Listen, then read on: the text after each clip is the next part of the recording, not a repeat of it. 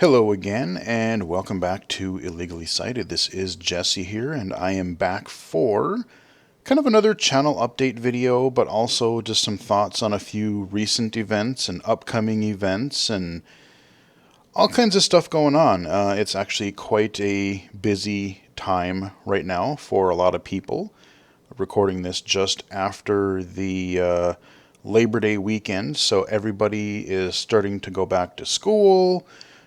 So things are ramping up for a lot of people, and parents who are working are trying to figure out all that fun stuff, working from home and homeschooling their kids, or like helping them with distance learning, and all kinds of fun stuff. And that kind of ties into some of my stuff that I'm doing for work, because I work a lot with transition students as well, blind and visually impaired transition students. So they're kind of trying to navigate things digitally in a lot of cases and blended in other cases. And yeah, I can't believe it's September already.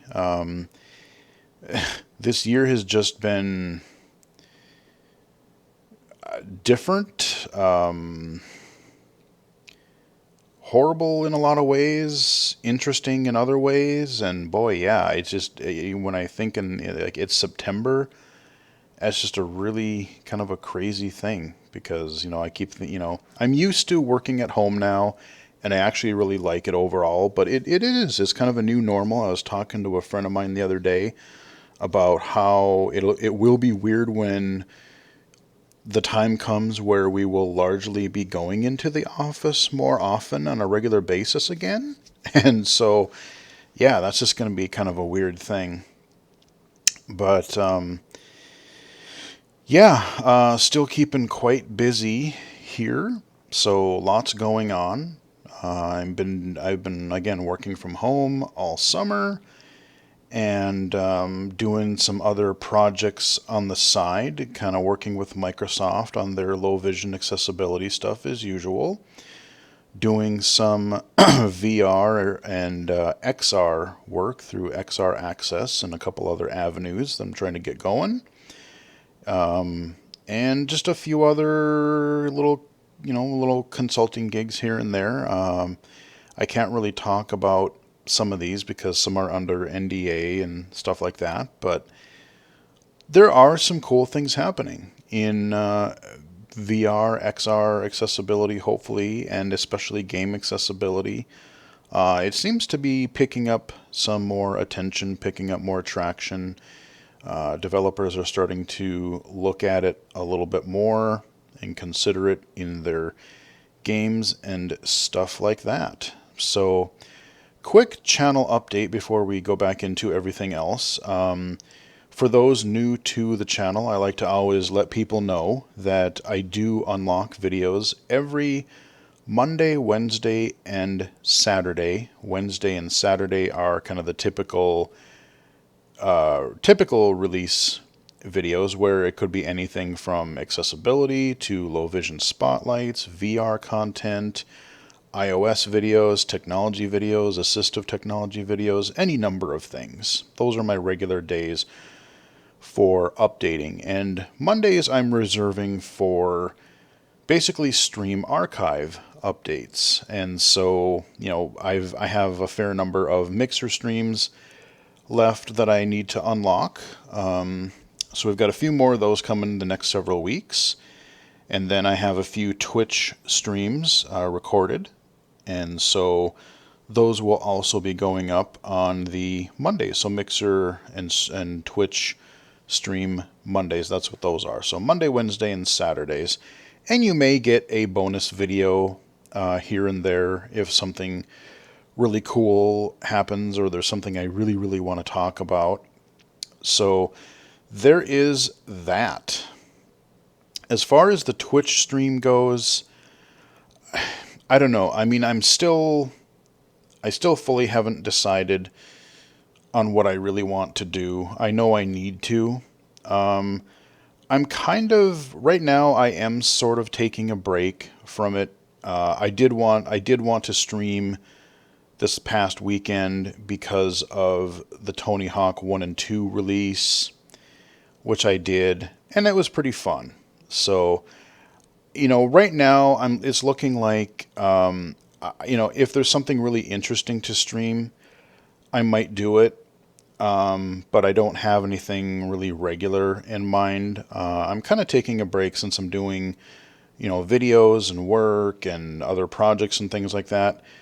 And it just depends on what I want to play. I mean, sometimes I have a whole lineup of things of like, oh yeah, I'd like to stream this, I'd like to stream that. And once I'm more back in the mindset of, yeah, let's stream a bunch of stuff. I will get more back into that more than likely. But right now, I do apologize, but it is sort of kind of a hit and miss sort of a thing because I am kind of largely taking a break for a little bit on the streaming stuff.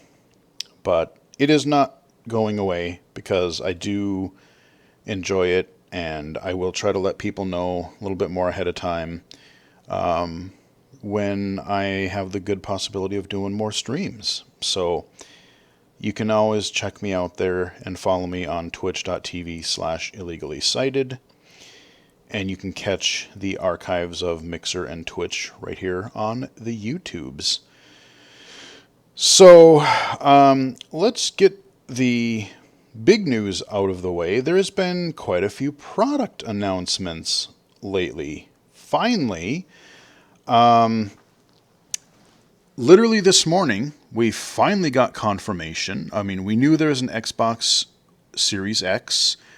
We knew there was going to be an Xbox Series S, similar to the Xbox One X and S respectively.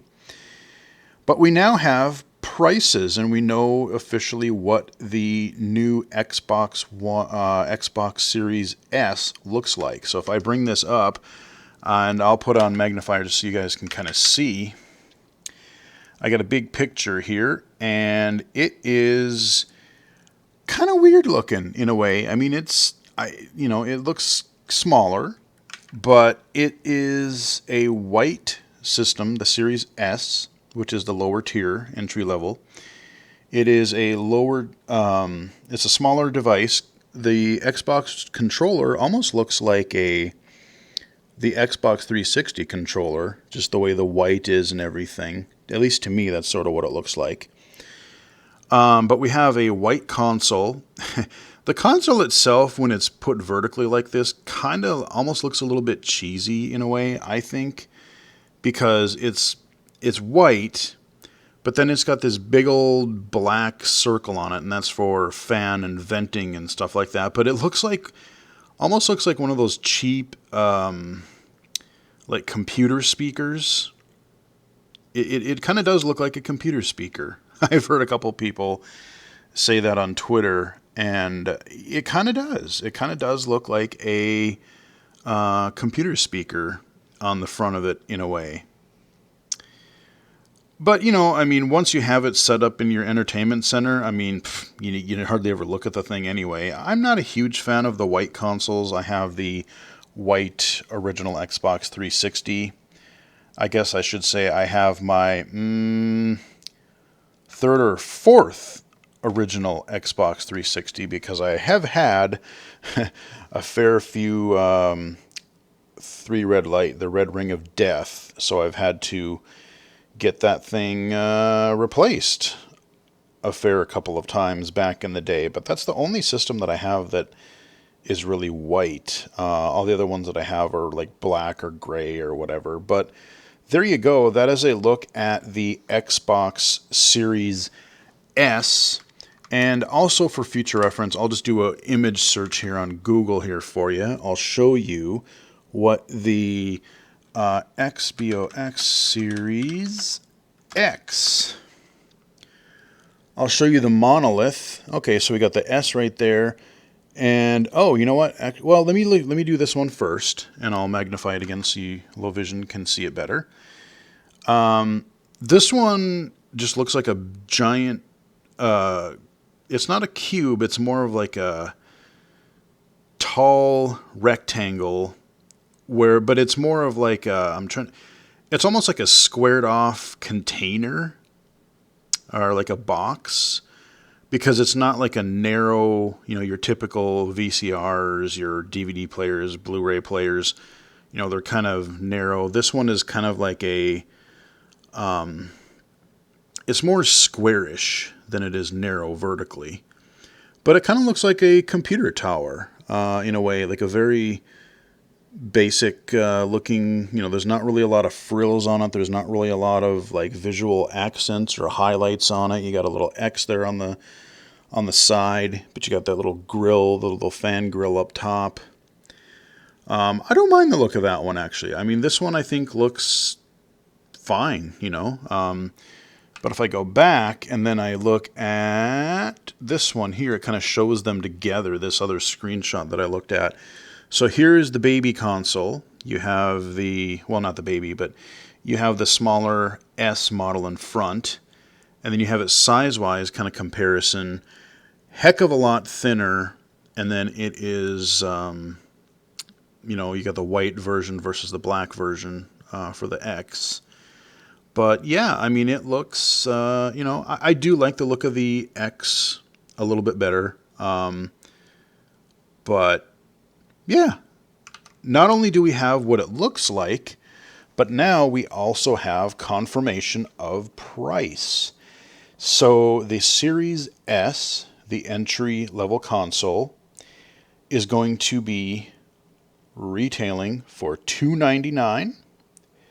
The Series X, which is the behemoth that we've known about for a while now, comes in at $499. And honestly, that's not that bad a price for either one of them, actually.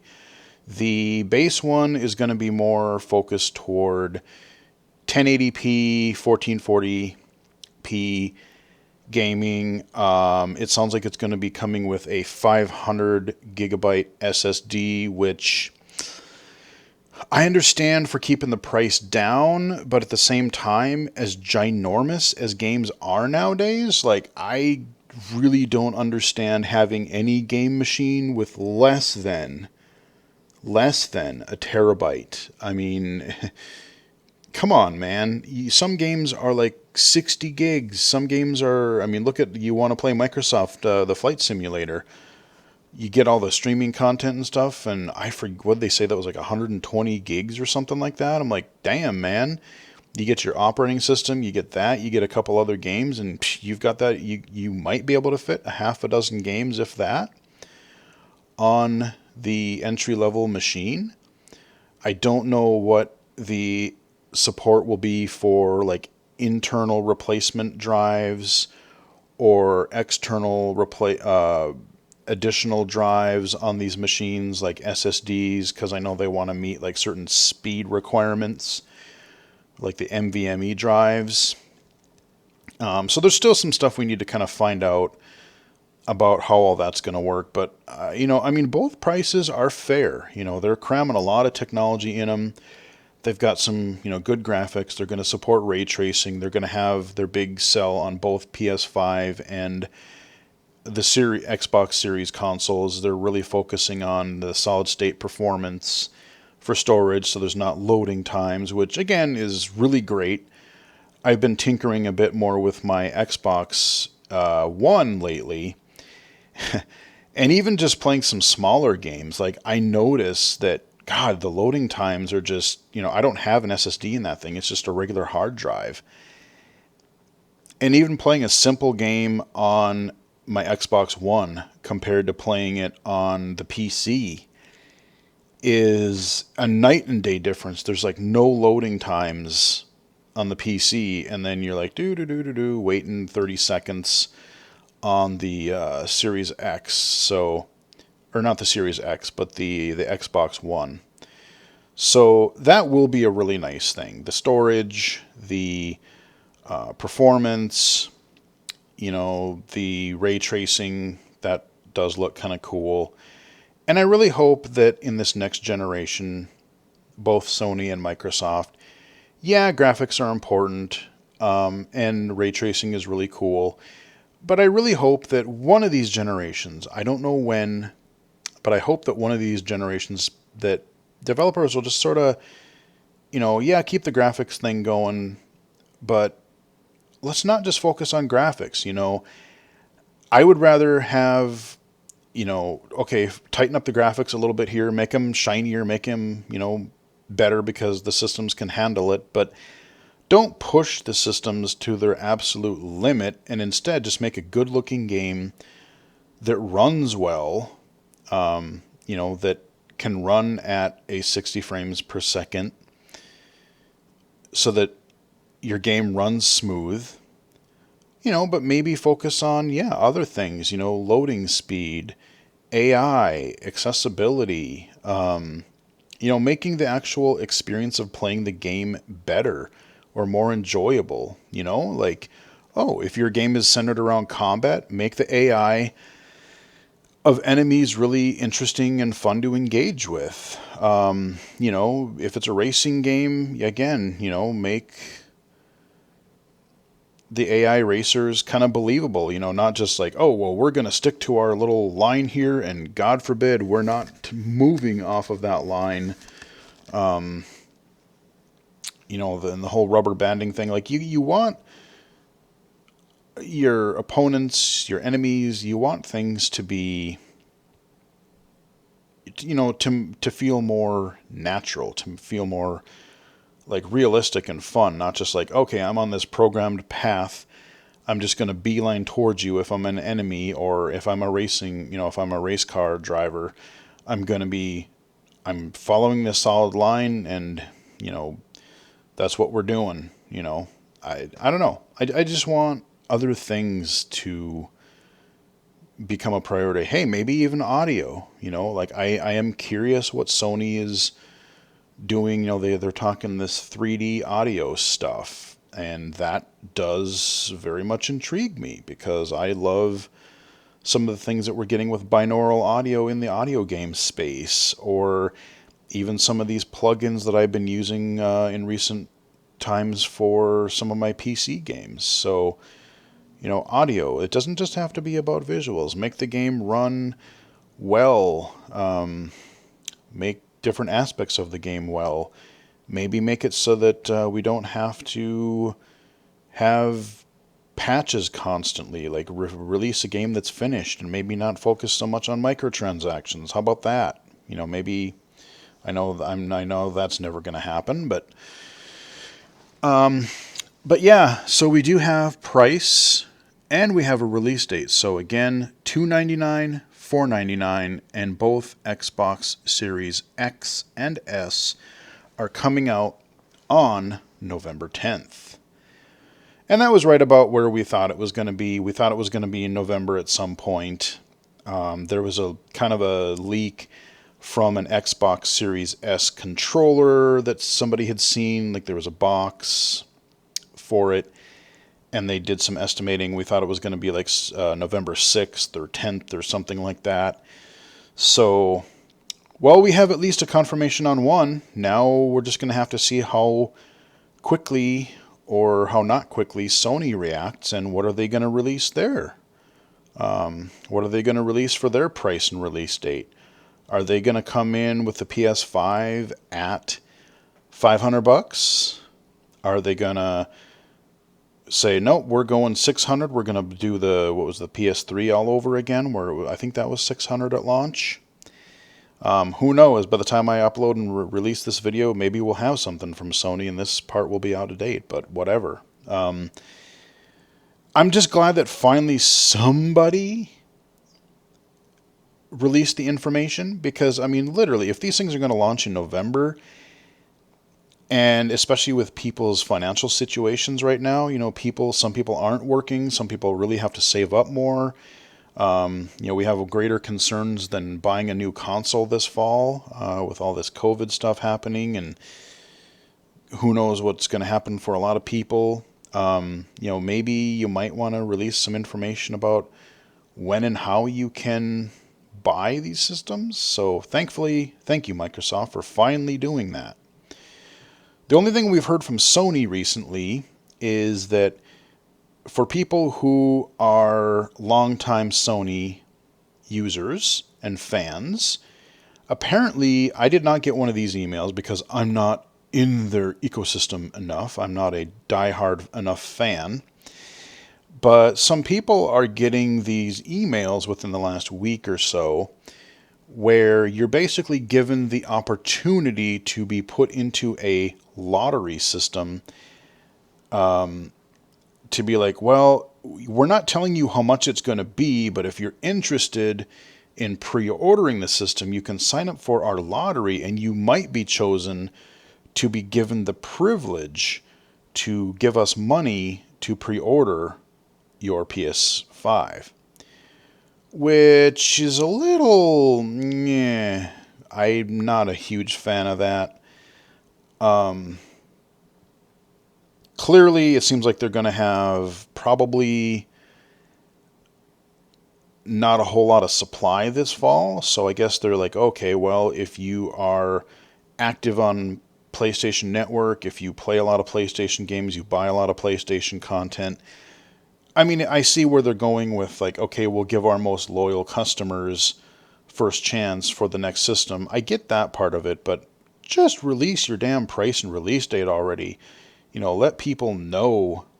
Like, in these emails, I guess, like I said, you're not even being told what the price is going to be. Just the fact that you might be given the chance to be able to pre-order the system if we deem you worthy enough.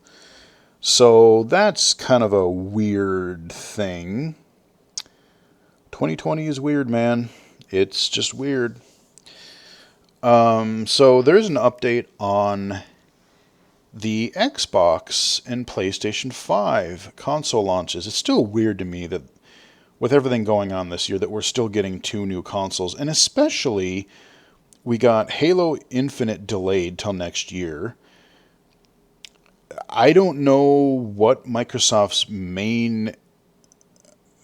they don't really have a major game launching with the system to be like, oh God, you got to get this system because you can only play this game here. Halo was going to be that game, but I respectfully agree that if they had some more work to do and they didn't want to have people crunch during end of development, it was right for them to delay the game. I'm totally fine with that. But it's like you almost want to delay the launch of this system. I mean, I know they don't want to because they've been planning this forever, and you have your fiscal quarter things that you have to meet and all that stuff. But I mean, Game Pass is fantastic. The Game Pass is one of the best values in gaming right now, especially if you buy the Game Pass Ultimate, because you can play it on your Xbox systems. You can play a lot of these games on PC, and it's just all one price. Just play play wherever you want. That's what they really have going for it. But like first party major titles, so many of those are off in the distance. Next spring at the earliest. Sony, they have Spider-Man, they have Ratchet is in the launch window, Ratchet and Clank, which does look really, really cool, by the way. Those are the 2 games I think that look the most interesting on the PS5. There is some sort of first-person horror shooter thing that I forget the name of that does look interesting, but I don't think that's coming out right away either. So it's really strange because there just really doesn't seem to be, I mean, yeah, the systems are coming, but there just doesn't seem to be a whole lot of a compelling reason to run out and get these systems. So, which in a way is kind of good, because if their supply chains on these, if their supply is not going to be that good, and if a lot of people can't get them this holiday season, at least people aren't going to be really missing out on that much. So once the supply does become better, hopefully next year in 2021, hopefully there'll be some more games that will support the increased supply. So when people can get the systems, they can actually get games with them. Who would have thought? But then we have a third announcement. On September 1st, NVIDIA did about a half hour, 40-minute video, and they announced 3 of their new GPUs, their graphics cards. And they are the RTX 2070, or 3070, 3080, and 3090. Your entry level is going to be at about $500. And then I can't remember if it's $700 or $799 for the 3080. And then you have the ridiculous monstrosity, which pretty much nobody needs. I mean, if you're an average gamer, 2070 or I keep saying 3070 or 3080 will be more than enough. But the 3090 is this just hulking monstrosity. The guy turns around, takes it, he was talking in his kitchen, takes it out of the oven, holds it in front of his chest, and this thing is like as wide as he is and just big. The 3090 it's got this like ridiculous, what is it, like 24 gigs of RAM. They're claiming that you can, if you have an actual monitor or TV that'll run the thing, and a game that actually supports it, you can run things in 8K. That you can run, it's just a monstrosity. Like you can run 4K 60. But it's honestly overkill, I think, for the most part, for a lot of people. Unless you're doing like really, really heavy video production, or you're doing something really, really high end. And even then, I mean, the 3070, to put it this way, I'm really interested in these RTX cards because the 3070, which is the lowest end, they're claiming that it has about double the performance of the previous series cards, and its overall performance is better than the current 2080 Ti cards, which is currently the really expensive, over $1,000 beastly card right now. So your entry level card is going to be better performing than the ultimate high end card that no one really buys now. So that's pretty awesome. And then you have your 3080, which is likely where I'm going to want to go, because it'll give me some future proofing. It'll let me have a system a little bit longer. Combine that with some nice SSDs and a good processor, new RAM. Like, I don't even think my motherboard supports some of the NVMe stuff and everything. So I might just have to get a new rig at some point, and just basically build in a nice modern system. But it's funny because NVIDIA, you got Microsoft and Sony until today when Microsoft announced their price and release date. They're not telling us anything. And then you got NVIDIA, the first, going, oh yeah, you got these new consoles. Well, check this out.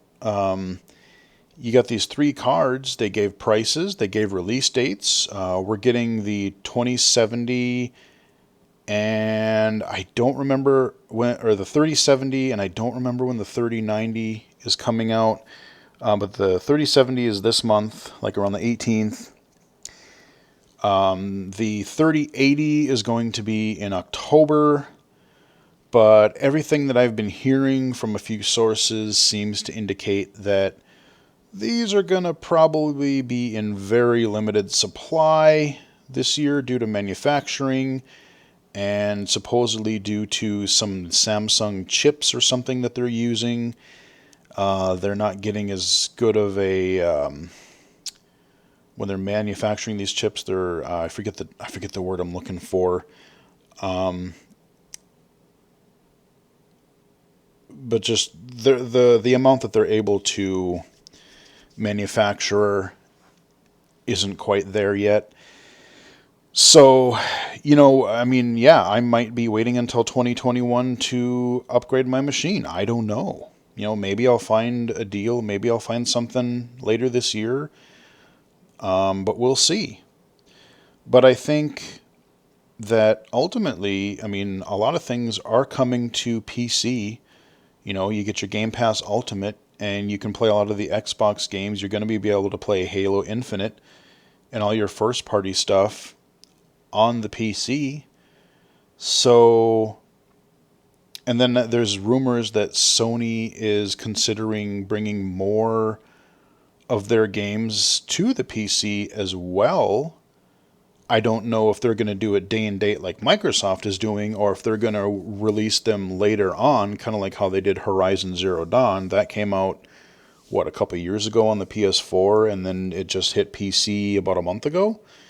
So I don't know what they're doing, but the point is they're seemingly embracing PC a little bit more. So I don't know. I mean, there are definitely advantages to consoles, and you know, a lot of people like to play in front of their TV and don't want to have to worry about you know, Windows and things like that, and all the drivers and all that stuff. Although, for the most part, as much updates and, you know, system updates and game updates and patches and whatever, the consoles have that now too. So, like, to me, there's really not a heck of a lot of difference between a modern console and a PC. So I don't plan on getting either the PS5 or the Xbox Series S or X this fall. Will I get them eventually?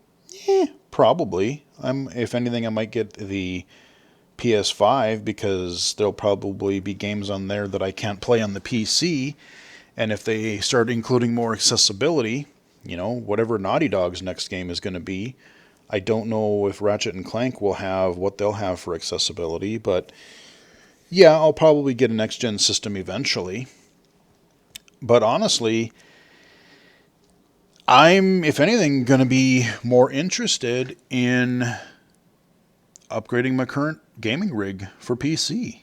I want to get one of these 3080 cards, get some more SSD stuff, because right now I have a primary SSD drive for my operating system and a few other programs, but everything else is still running off of 7200 RPM hard drives. So, yeah, I would love to be able to do that and better run a few VR games that I don't know that I'm able to run right now. Be able to play Cyberpunk, be able to play some of these other upcoming titles that are going to be, you know, coming out in the next 6 months or year that are going to have ray tracing.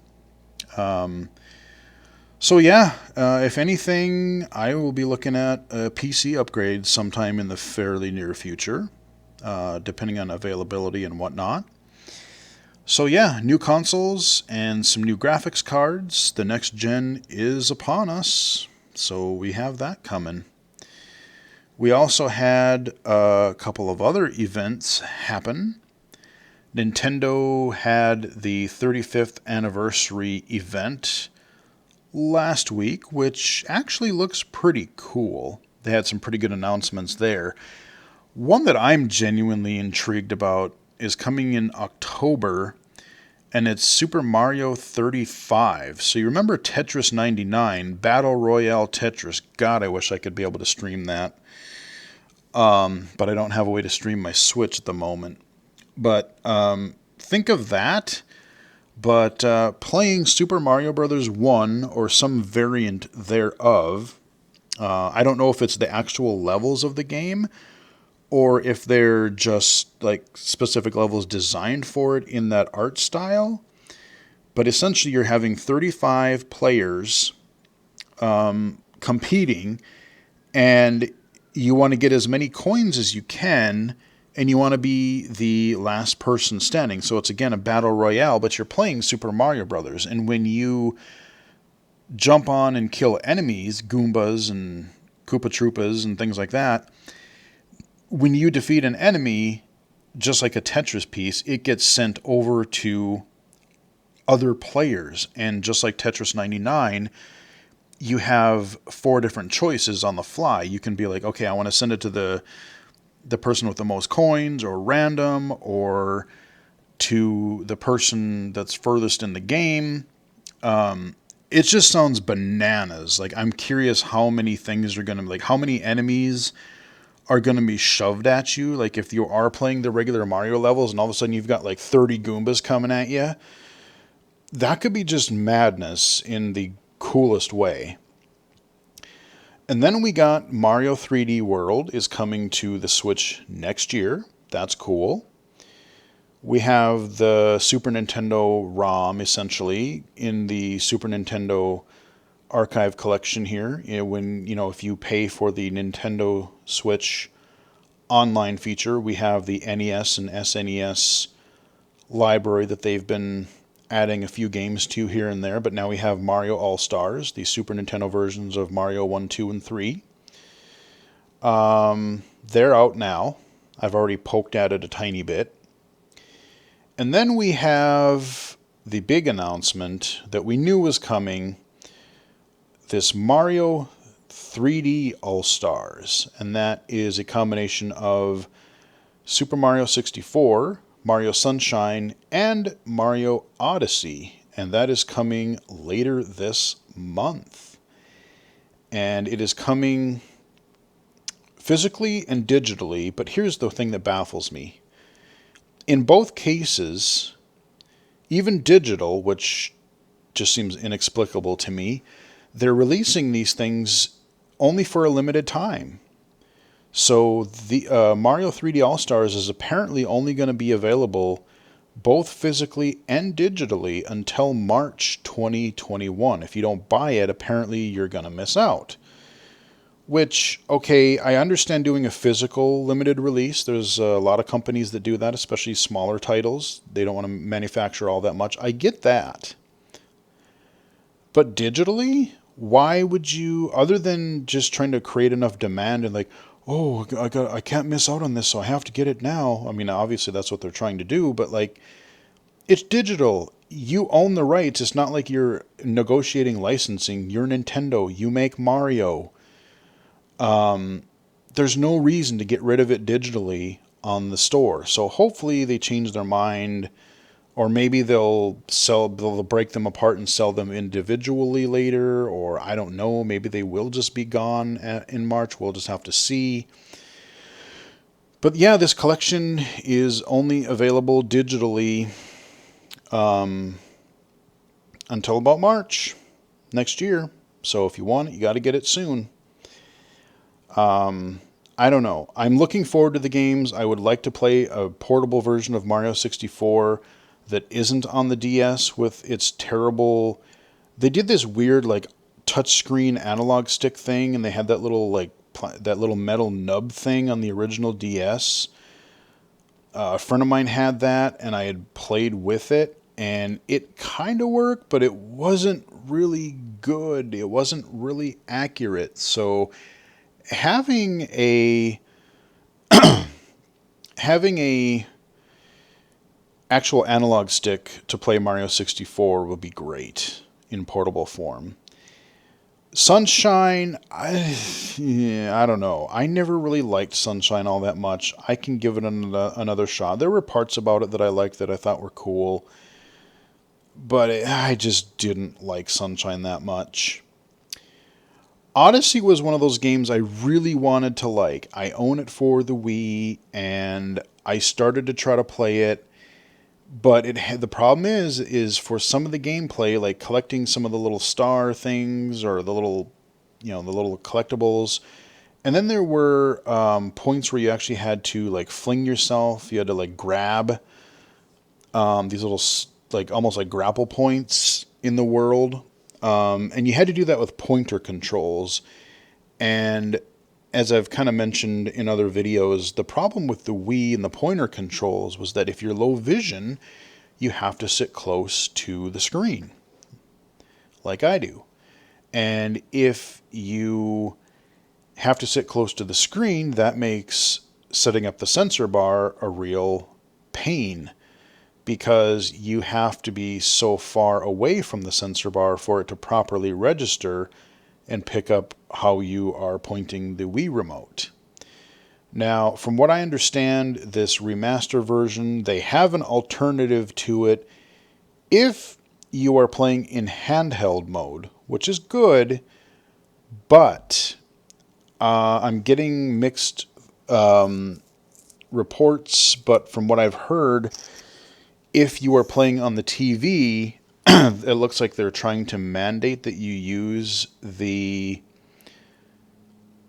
pointer controls of the Joy-Cons. Now, because we don't have a sensor bar, I wonder if it'll just use like accelerometer data. I don't know how they're actually going to be doing that, and so if that's the case, it still might be accessible to me. It might be accessible to low vision users. It's something that I'm going to have to play with. But I really wish if they can give you the option in handheld mode, if they don't do it at launch, they at least better patch it in later. Because what if people want to play with their Pro Controller? What if people have these third-party Joy-Con controllers like I do because they're more comfortable, they're more ergonomic? It's great that it's an option, but if they support it in handheld mode, they should just support it regardless and not say, you have to play it like this on the TV. I don't like that if that's what they're doing. And a final couple of Nintendo things that they announced. They announced this little Game & Watch package. I think it's going to be, I don't know if it's 50 or 80 bucks. I'm not exactly sure. I didn't get an exact price. But they're coming out with this little Game & Watch thing that has Super Mario Brothers and the Mario Brothers 2, the original Lost Levels sort of thing. And it's a little digital clock. And almost as a collector's item, like I don't know how much I would actually play it. But I kind of want it just because it looks really cool. And it's just a really neat... I never owned a Game & Watch. A friend of mine did. That I played it a little bit back in the day. And I always wanted one. I wanted the little Mario one. That's the one that I had played. But that's coming out in, I want to say it was either October or November. I forget. But that one looks kind of neat. I might look into that if it's available. And the last thing that Nintendo announced during that session was this Mario Kart Live. And it's an augmented reality game where you use your Switch and you also have a physical cart, like a little remote control Mario Kart with a little camera on it. And it's supposed to, it shows you what, the POV from the camera on your Switch. And so you can set up, it's like kind of a part toy, part game, where you have these little gates things that you can set up around your house. And then you create a track that you can race against AI or friends. And you're just racing in like a real world environment, and you're racing through your Switch. So like if you get a turtle shell, it'll like slow your actual cart, your real cart down, but then it'll show it on the screen. So like, you don't have physical turtle shells or, lightning or anything like that, but it'll show in the game, but it will affect the physical performance of the cart. And I don't know how, it's on paper and on the video, it looked really, really cool. It looked like a really neat, novel idea. Kind of like Labo, the Lego Mario sets, the Lego, like the little Mario courses, and then they have the Lego NES thing. Nintendo's just doing some really, really neat stuff with their Mario titles that you wouldn't really expect. And again, I don't know how well it's going to work in practice, but even as a collector, I kind of want that little Mario toy. I kind of want that little remote control, that little camera Mario Kart. That just sounds like a really cool thing. I don't know if you have to have it on a hardwood floor. I don't have a lot of hardwood. I have tile in my kitchen, or linoleum or whatever the heck it is, and then my bathroom, but everything else is carpet. So I don't know if the cart will be able to drive on carpet. I don't know. but I still kind of want to pick it up as a collector. And I know even like at work in the technology lab, that carpet is so flat, office carpet. I think it would work there, so it would be fun just to play with it there, just to ding around with it at lunch or something when I go back to the office eventually. So I'm very curious to see how this kind of augmented reality toy shapes up. So I don't know. I thought Nintendo's announcements were good. We get some old Marios. We get some new kind of spin-off goofy stuff. Like the Mario 35 I'm really looking forward to. I'm genuinely curious about the Mario Kart. There's going to be some new events in Mario Kart for iOS or for mobile. All that kind of stuff. More merchandise and all that. And they announced they announced some games. I think there was a Jenga one, and then there was a Mario Monopoly. And what I want is, I don't want the physical version, but like, how there's like a Monopoly set for everything. There's, Simpsons, South Park, probably a Hyrule one. There's a Mario one now. Think of a franchise, there's probably a Monopoly for it. I want there to be a definitive, like, official Monopoly game for PC, for console. You buy the base game, and then, they could make a mint. They could sell different theme packs, just like you do for anything else. Have a Monopoly game, and I want to buy the digital version of this Mario Monopoly, or Zelda, or South Park, or, whatever franchise I currently want to play in Monopoly, and just see what kind of... And they could do cool stuff with digital, because if you're doing a franchise, you could have the visuals and the audio. So Mario could, make his little jump or his little woohoo or something. South Park could have little clips in it. Simpsons or whatever. It makes perfect sense. This is the one case where downloadable content actually makes perfect sense. And if there is such a version, I know there's a monopoly on everything, but I don't know that it has that wide of a... I don't think it has that type of DLC support. I could be wrong, but if I am, let me know if there is a version of it, and I might look into it. Because, I would ding around and just play against the AI or play against a friend on a digital version of Monopoly and, just choose a theme and see what they did with it. It would be entertaining. So that's Nintendo. We got some Microsoft, we got a little Sony, we got a little PC, and we got some Nintendo. So a lot of events going on. And then there was just another 2-day event this last weekend called Realms Deep. And honestly, it wasn't really a part of E3, but boy, it was definitely one of the most exciting events for me personally, because it showed a ton of gameplay. They had some interviews with the developers, which was good and really interesting to listen to, but then they also had a lot of gameplay demos, and even their trailers were focused on gameplay. A gameplay trailer that actually has gameplay in it. Who would have thought? Maybe others could learn from that. But this Realms Deep was a 2-day conference, a few hours each day. And it was pretty much exclusively focused on old school first-person shooters. There was like one or two exceptions. There was one game that was, I forget the name of it, but it was kind of like this turn-based or real-time strategy kind of a game on the second day, which I didn't really care for. It looked good if you're into that kind of game, but... other than that, it was pretty much all retro-style first-person shooters. And some of it was, they were remasters of old games coming back, like Night Dive Studios and New Blood. Those guys are doing God's work. They're bringing these old-school shooters. We have things like Blood, Fresh Supply that's already out. They're working on remastering Sin. They've got Shadow Man coming back, Kingpin... some of these I haven't even covered. Then you got things like Dusk, Ion Fury. There's going to be an expansion for that coming out. There's going to be, there's another, a Medieval is having some kind of an expansion.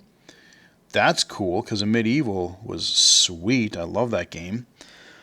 But then you have all these new games, that some of them are out, or some of them are out in early access, and some of them we just haven't been able to play at all yet. I can't even remember them all, because literally there's probably at least between a half a dozen and a dozen games, if not more, of these kind of retro style shooters. Some are, a little bit more systems based, like your System Shock reboot, which looks really cool, by the way. Night Dive, doing that. Your System Shock, and then you have your kind of slower stealth action games like your Gloomwood, which is kind of a spiritual, they call it Thief with Guns.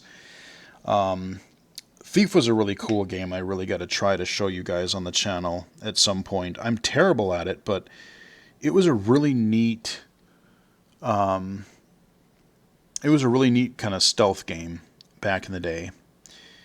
So they have things like that, but then there's just a lot of these like arena shooters and like level-based shooters, things that would come from like Doom, Quake, Heretic, Hexen. There's a game that's made, I think, by the same guy who does Brutal Doom. I forget his name, but they're coming out with Brutal Fate. It's supposed to be out in January, and from the gameplay that I saw of it, sold. It's already in my Steam wish list. Actually, when I was watching these events, I had the event open, and then I had Steam open. I was like, oh, new trailer. Oh, new little gameplay announcement thing. Okay, let me switch back to Steam here real quick. Add to my wish list. When's it coming out? And I think there's a few games that are coming out this fall, and then there's some that are coming out next year.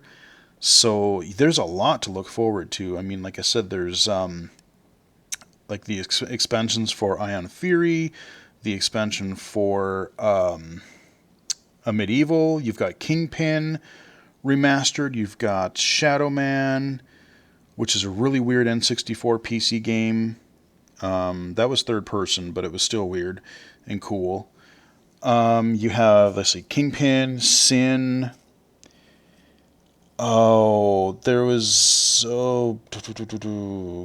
Glaven, I think it's called. Something, or Graven. And it looks to be this sort of first-person Hexenish, like first-person melee combat. Maybe get a crossbow. That was a new game I didn't know about that they showed us on the first day of the event. That looks really cool. I think that's sometime next year. Brutal Fate. Oh god, there's so many. Hell Hunt, which I showed you guys a video of that already. That looks really promising. I mean, it already plays well in the early beta or build that they have. I'm just trying to think. There was a couple that really stood out. Fallen Aces looks pretty cool. I didn't know anything about that, but that's another old school one that looks pretty good.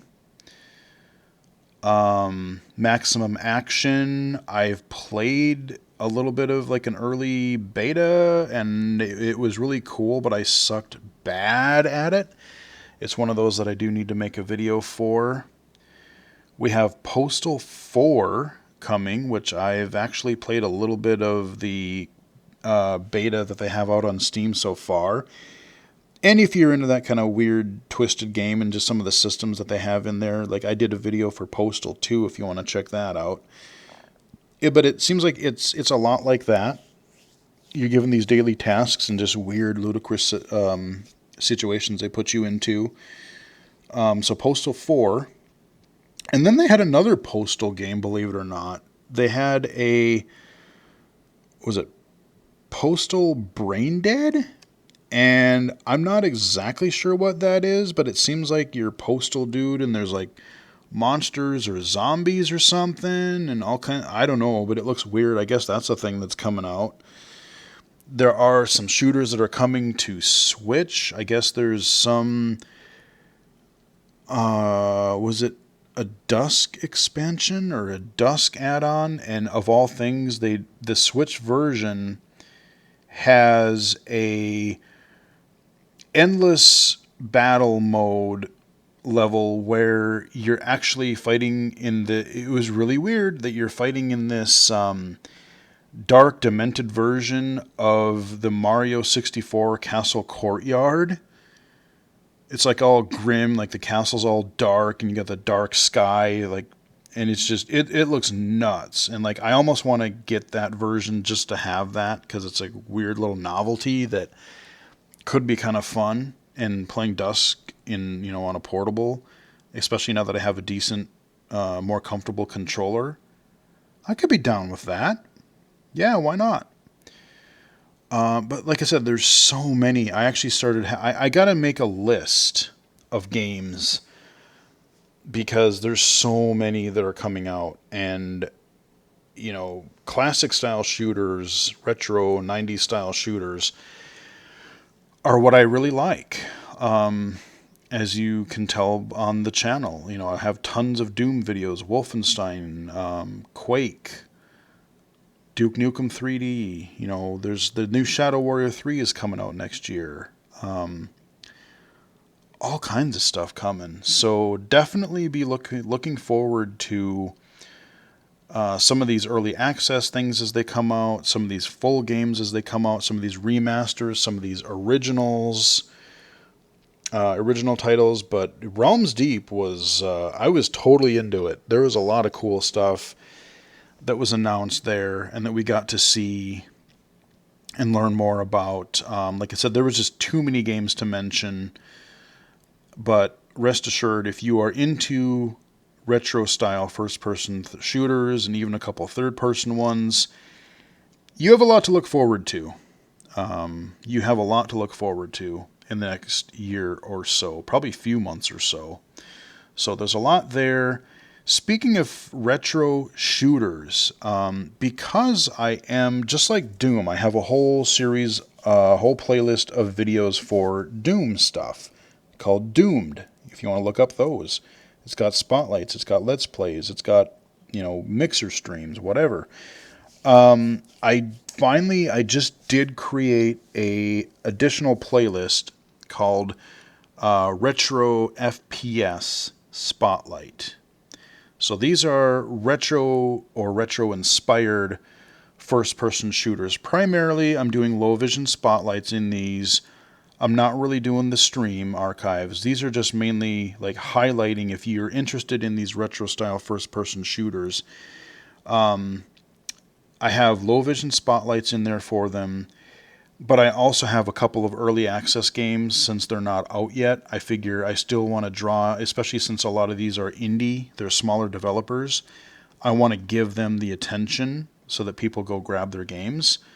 And when they come out with their full version, I will probably put another low vision spotlight video in that playlist as well and do a video for them. But I do have a retro FPS spotlight playlist now that you can go look up. All that kind of stuff, everything from Doom to, Doom to Dusk to everything in between. So as we get more of these Realms Deep games that are coming out, we're going to see them in there as well. So yeah, it's been a really busy couple of weeks just with games and game announcements, hardware announcements. And then you got work and everything else on top of it. So yeah, no, it's been pretty fun actually. And the announcements and events are not stopping. There are a lot of events coming up just in the next few weeks. We just got confirmation this morning. Apple is doing their new iPhone event around September 15th, which I believe is next week already.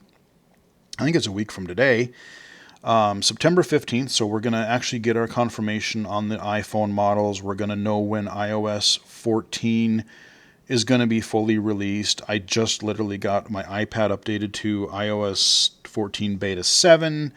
So, yeah, 7th beta is usually 6 or 7, is usually the last beta build before they really release it to the public. So, yeah, I would guess within the next 2 to 3 weeks, tops, probably 2 weeks, where everyone's going to be getting iOS 14, I'm pretty sure. But we're going to find that out next week. I believe Ubisoft has another UB Forward event on Thursday, if I heard correctly. Probably not going to stream it, but I will check it out. So we have that coming. We've got those two events. We have ID24, Inclusive Design 24, on September 17th. If you are interested in all kinds of different areas of technology accessibility, you may want to check them out, register for that conference. And we also have the big event that I'm super looking forward to is GAConf, the Game Accessibility Conference. It is later in September.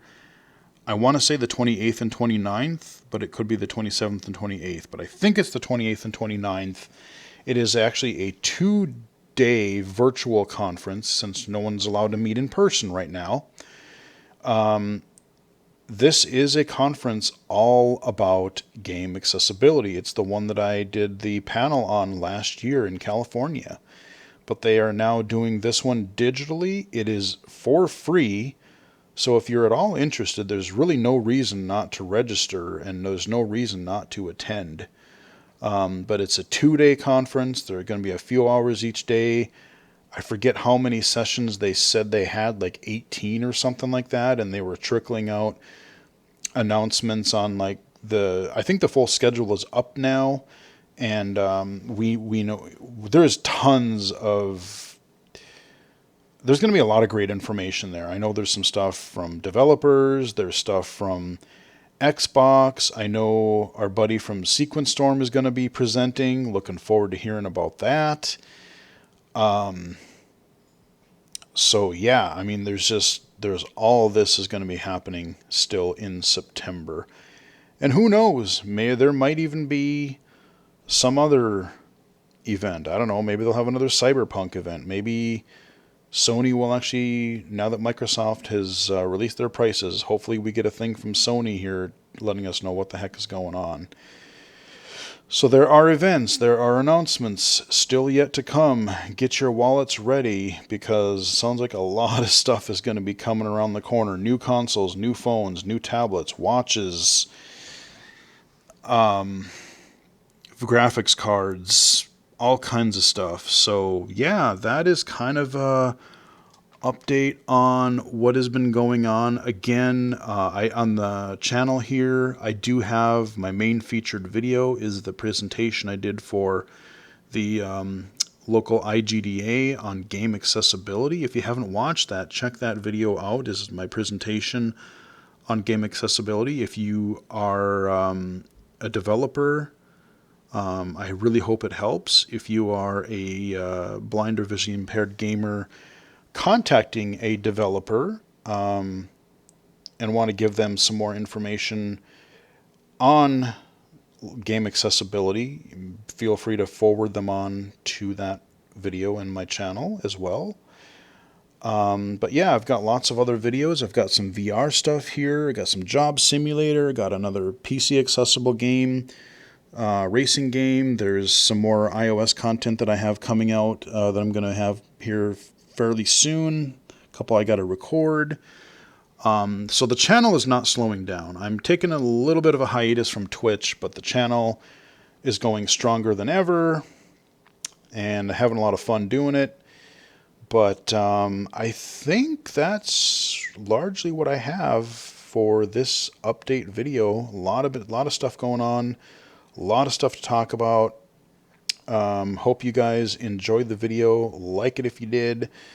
I appreciate the comments. I've gotten a few emails, gotten a few comments, a few tweets, Twitter direct messages. Thanks for the game suggestions. Again, if you do have a game to suggest, leave it in the comments below or message me on Twitter, whatever works.